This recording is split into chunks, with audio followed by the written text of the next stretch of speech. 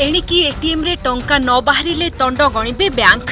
10 घंटारू अधिक समय धरी जदि कौनसी एटीएम रु टंका बाहरु नथिबो ताहले संपृक्त बैंक कर्तृपक्ष एथिपाई दायी रहिबे। एने भारतीय रिजर्व बैंक समस्त सरकारी एवं बेसरकारी बैंकगुड़िकु निर्देश दैछंती। ग्राहक मानक सुविधा दृष्टिरु एभଳି करा जाउथबा आरबीआई पक्षरु स्पष्ट करा जाइछि। सारा देश रे एभଳି बहु एटीएम रहिछि जेउगुड़िक काम करू नाही। केतेक स्थान रे एहा अचल हो जाइथिबा बेले आउ केतेक स्थान रे सप्ताह सप्ताह धरी टंका भर्ती करा जाउ नाही। बारंबार अभियोग कले मध्य किछि फल हेउ नाही।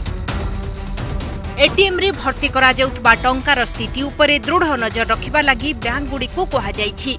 मासकरे जदि 10 घंटारू अधिक समय धरी एटीएम रे टंका शून्य हो जाइथिबो ताहले संपृक्त बैंक को 10,000 टंका दंड गड़िबाकु पड़िबो।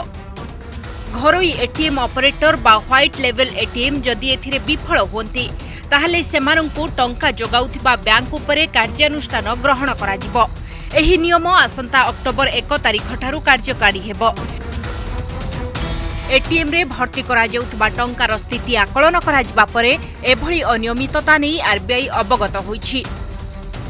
अनेक समय धरी एटीएम रे टंका रहु नथिबारु साधारण लोक असुविधार सम्मुखीन हेउछंती। तेनु केते समय धरी एटीएम रे टंका भर्ती करा जाय नाही ताहार सूचना रिजर्व बैंक रो इश्यू विभाग को दिया जिबा नै एक व्यवस्था विकसित करा जिबाकू आरबीआई बैंक गुडी को निर्देश दैछंती। Bureau report, Odisha reporter.